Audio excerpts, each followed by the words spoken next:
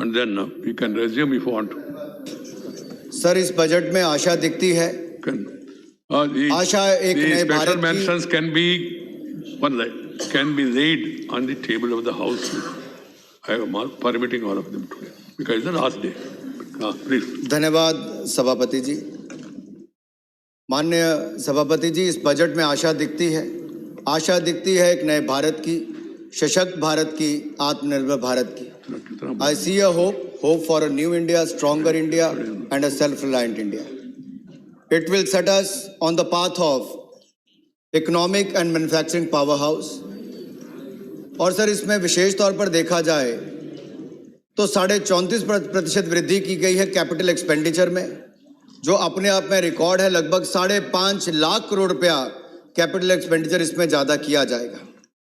Sir, मुझसे जब विपक्ष के नेताओं में मनोज जी कह रहे थे कि आम बजट या खास बजट, सर मैं यही कहना चाहता हूं, अगर हिंदुस्तान के इतिहास में किसी प्रधानमंत्री ने सबसे ज्यादा गरीबों को गरीबी रेखा से बाहर निकाला है तो उनका नाम नरेंद्र मोदी है। नरेंद्र मोदी जी की सरकार ने किया है। सर देखिए, 10 करोड़ से ज्यादा गरीबों को शौचालय देना, हर परिवार को पक्का मकान देना, हर गांव तक बिजली पहुंचाना, हर गरीब को मुफ्त में बिजली देना, 4-4 LED के बल्ब देना, और अब हर घर नल और नल से स्वच्छ जल देने का काम भी नरेंद्र मोदी की सरकार करने जा रही है। यही नहीं, अनुसूचित जाति को आप किस में गिनते हो, खास में या आम में? मैं आपसे ही पूछना चाहता हूं। अगर अनुसूचित जाति की बात की जाए सर, तो अक्रॉस मिनिस्ट्रीज 51.65% की बजट में वृद्धि की गई है। लगभग 83,000 करोड़ से बढ़ाकर 1,26,000 करोड़ से ज्यादा किया गया। सर, सामाजिक न्याय अधिकारिता मंत्रालय किसके लिए काम करता है? सामाजिक न्याय किसके लिए? उस पिछड़े के लिए जिसको आगे लाभ नहीं मिलता था। 28% की वृद्धि अगर उस बजट में की तो नरेंद्र मोदी जी की सरकार ने उसमें करने का काम किया है। यही नहीं, विकलांगों के लिए, दिव्यांग के लिए किसमें गिनते हो आप, आम में या खास में? इनके लिए भी बजट में 30% की वृद्धि करके 1171 करोड़ रुपए का बजट उसमें किया गया है। मिशन शक्ति महिलाओं को किसमें गिनते हो? 16% की वृद्धि की तो इसमें की है। पोषण 2 अभियान किसके लिए है? उस बच्चे के लिए जो कुपोषण का शिकार होते थे, ये उसी के लिए शुरू किया गया। वो महिलाएं जो अनिमिक रहती थी, टीबी मुक्त भारत किसके लिए? ताकि हम हिंदुस्तान ने जो टारगेट दुनिया से पहले रखा है 2030 नहीं 2025 तक भारत को टीबी मुक्त बनाएंगे, ये भी किसी ने रखा तो नरेंद्र मोदी जी ने रखा। ये आरोप लगाया कि फैमिली सिल्वर बेचने जा रहे हैं।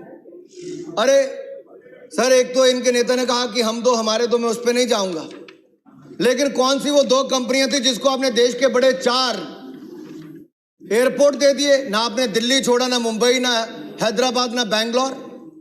क्या आप जवाब देंगे?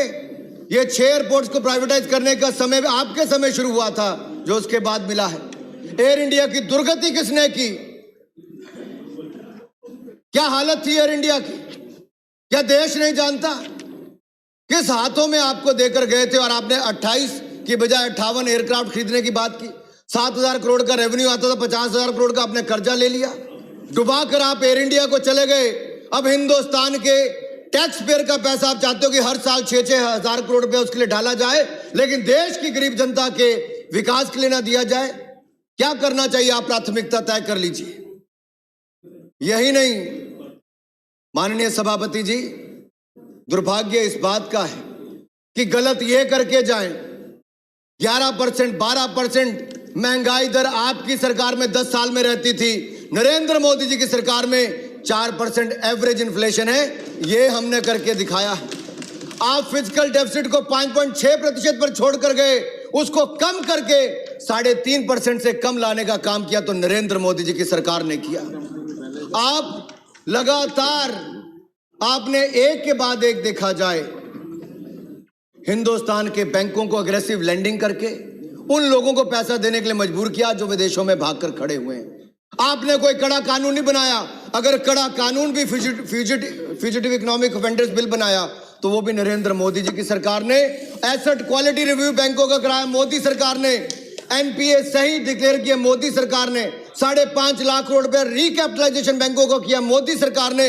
इस साल भी 20,000 करोड़ अगर फिर बैंकों को देने की बात करिए तो नरेंद्र मोदी की सरकार, पीसीए फ्रेमवर्क से बाहर लाई तो नरेंद्र मोदी जी की सरकार। अरे किसी भी विषय पर, किसी भी डिपार्टमेंट पर आप चर्चा करने के लिए तैयार होइए। हर क्षेत्र में देश को आगे बढ़ाने का काम किया नरेंद्र मोदी जी की सरकार ने, और दुनिया में भारत का मान सम्मान बढ़ाया तो नरेंद्र मोदी जी की सरकार ने। यही नहीं, कितनी देर बोल रहा है? मैं आपसे पूछना चाहता हूं, आज कितनी देर बोल रहे हैं? ऐसी क्या बात थी कि आपकी सरकार में एक के बाद दूसरा घोटाला आता था? डॉक्टर साहब ईमानदार व्यक्ति थे, लेकिन जो नीचे सारे थे उनकी बात तो देखिए, एक के बाद दूसरा, दूसरे के बाद तीसरा, तीसरे के बाद चौथा। शायद ही कोई डिपार्टमेंट आपके समय ऐसा होगा जहां पर घोटाले की बू ना आ रही हो।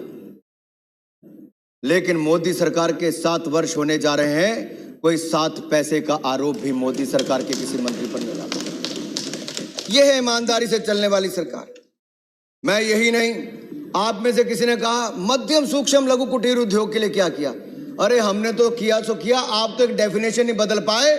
हमने उनकी डेफिनेशन भी बदली, उनकी टर्नओवर लिमिट को भी बढ़ाया, और इस आपदा के समय 3 लाख करोड़ रुपया अगर बगैर किसी गारंटी और कोलैटरल के 20% एडिशनल वर्किंग कैपिटल दी तो नरेंद्र मोदी की सरकार ने देश के मध्यम सूक्ष्म लघु कुटीर उद्योग वालों को दी। सबऑर्डिनेट डेट स्कीम में 30,000 करोड़ रुपया पार्शियल क्रेडिट गारंटी स्कीम में हो। और यही नहीं, cost of lending has also gone down. Sir interest rate लगातार कम हो रहे हैं। आज घरों की खरीद क्यों बढ़ रही है? रियल एस्टेट में तेजी क्यों आई वापस? क्यों मध्यम वर्ग के लोग घर लेना चाहते हैं? क्योंकि उनको 1 साल के लिए हमने वापस और आगे इनकम टैक्स की एग्जम्पशन और जो इंटरेस्ट सब्सिडी थी सर, हमने वो भी बढ़ा दिया।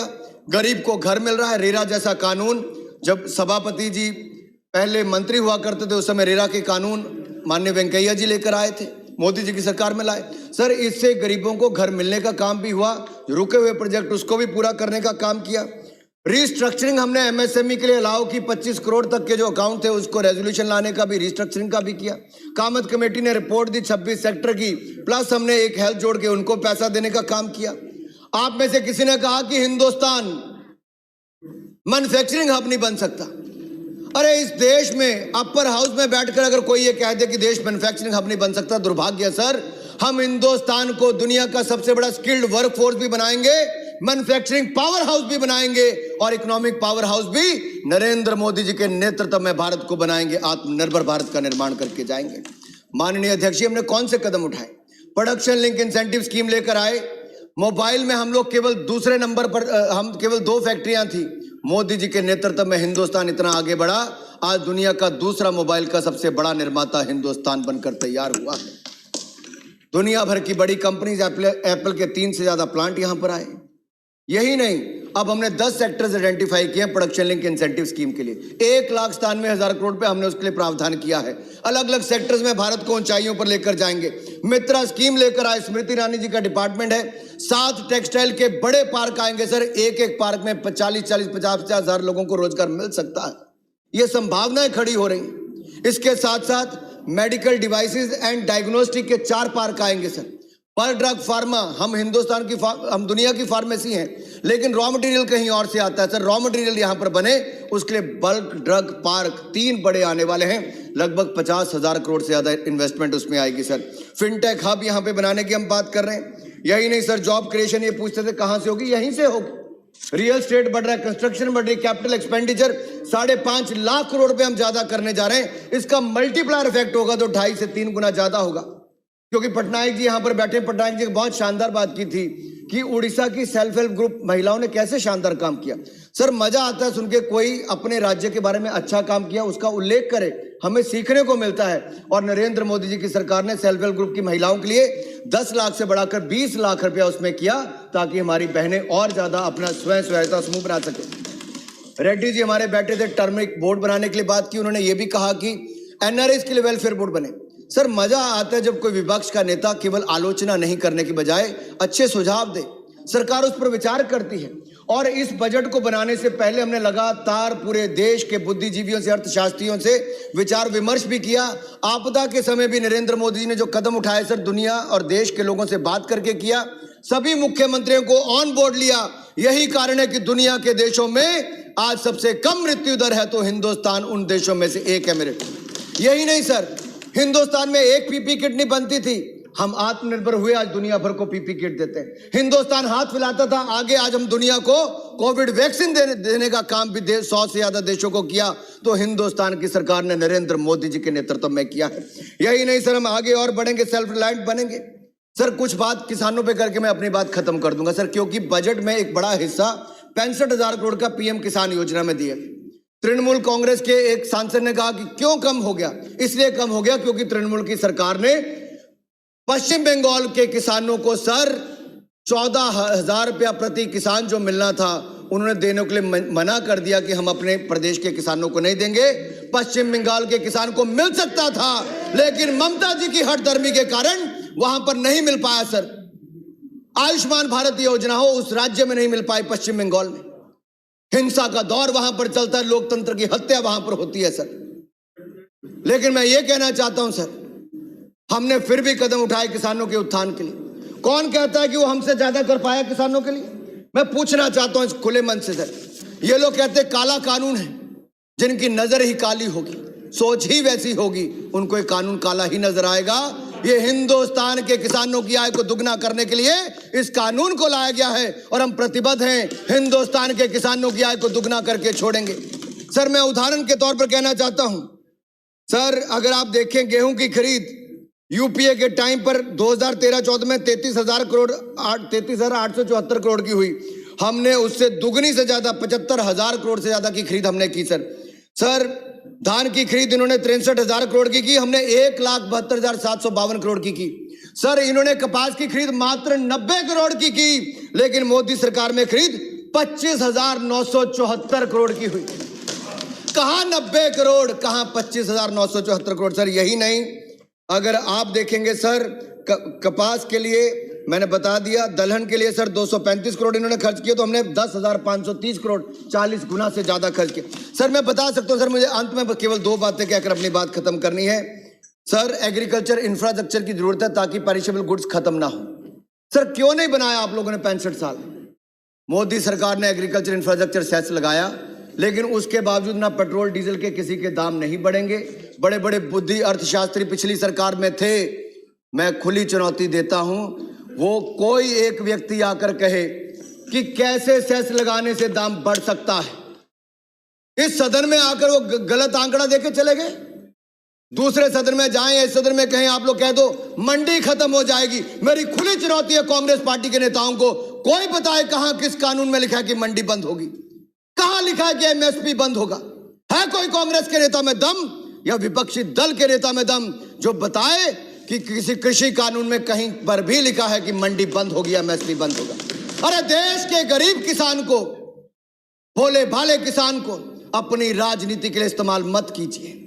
ये किसान की आय को दुगना करने का काम हमने लिया है, करके छोड़ेंगे। आप जितना मर्जी भ्रमित कीजिए, महात्मा गांधी के इस देश में नरेंद्र मोदी जी के नेतृत्व में हम हिंदुस्तान को आगे लेकर जाएंगे, आत्मनिर्भर बनाएंगे। और मैं इतना ही कहता हूं, आप जो मंडी खत्म करने की बात करते थे, हम 1000 मंडियों को और सशक्तिकरण और करने जा रहे हैं। आपके पास न तर्क है न तथ्य है, आप तो केवल टकराव की स्थिति पैदा करना चाहते हैं। ऐसी बात बोलो, हेडलाइन बने, नेगेटिव न्यूज चलती रहे। हम नकारात्मकता की ओर से सकारात्मकता की ओर ले जाना चाहते हैं। एक ऐसे भारत का निर्माण करना चाहते हैं जहां पर देश के नौजवान, महिला, मजदूर, किसान, जवान सबका आगे बढ़ने का अवसर मिले। और नरेंद्र मोदी जी के नेतृत्व में जो आप इस अर्थव्यवस्था को छोड़कर गए थे, मैं इतना ही कहते अपनी बात खत्म कर रहा हूं। जब 2014 में हमने सत्ता ली, तब भारत दुनिया की 5 उन लड़खड़ाती, चरमराती अर्थव्यवस्थाओं में से एक था, लेकिन नरेंद्र मोदी जी के नेतृत्व में हमने हिंदुस्तान को दुनिया की पहली 6 अर्थव्यवस्थाओं में लाकर खड़ा किया है। India was among the fragile 5 economies sir. Today India is among the top 6 economies of the world. और इसीलिए कहना चाहता हूं, हम समर्पित हैं, प्रतिबद्ध हैं हिंदुस्तान को आगे ले जाने के लिए। आप विपक्ष की भूमिका निभाइए, सकारात्मक सोच के साथ आप सहयोग दीजिए। आप सत्ता में थे, हम भी देते थे, आज आप भी दीजिए, इकट्ठे मिलकर भारत को मजबूत बनाएं। आपने मुझे बोलने का अवसर दिया, आपका बहुत बहुत धन्यवाद। धन्यवाद माननीय मंत्री जी। माननीय अबीर रंजन विश्वास।